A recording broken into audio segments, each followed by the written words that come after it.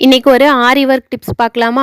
நெறைய பேர் வந்து இப்போலாம் ரெடிமேடா கிடைக்கிற அந்த ஆரி ஒர்க் மெட்டீரியல் எடுத்துட்டு வந்து ஸ்டிச் பண்ண சொல்லுவாங்க.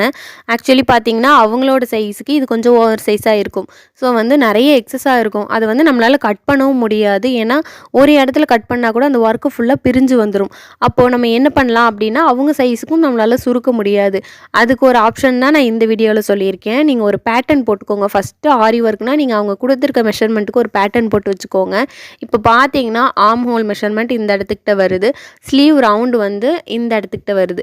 ஸோ இது 2யும் நான் வச்சு பார்த்தாலே நம்மளுக்கு தெரிஞ்சிரும். எந்த இடத்துக்கிட்ட எக்ஸஸா வருது அப்படின்னு சொல்லிட்டு. இவங்களுக்கு பார்த்தீங்கன்னா, லென்த் எதுலயும் ப்ராப்ளம் இல்ல. ஆனா சைட்ல பார்த்தீங்கன்னா, இவ்ளோ பீட்ஸ் எக்ஸ்ட்ரா இருக்கு. இத நம்ம பிரிச்சு விட்டோம்னா, எல்லாமே பிரிஞ்சு வந்துரும். ஒர்க்கே ஸ்பாயில் ஆயிடும்.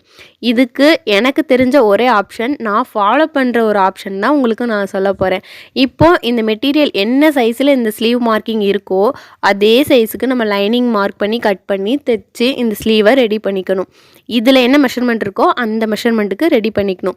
பண்ணி நம்ம ஒர்க் ப்ளவுஸ் ஃபுல்லா ஸ்டிச் பண்ணி முடிச்ச அப்புறமா, உங்களுக்கு என்ன சைஸ்ல தேவைப்படுதோ, அத வந்து கையால ஹெம்மிங் ஸ்டிச் பண்ணிக்கிறது தான் பெட்டர். அப்போ உங்களுக்கு பீட்ஸும் உடையாது, நீடிலும் உடையாது, லைஃபும் வரும். ஏன்னா நம்ம இத சேஃபா தான் வச்சுக்க போறோம். ஸோ ட்ரை பண்ணுங்க.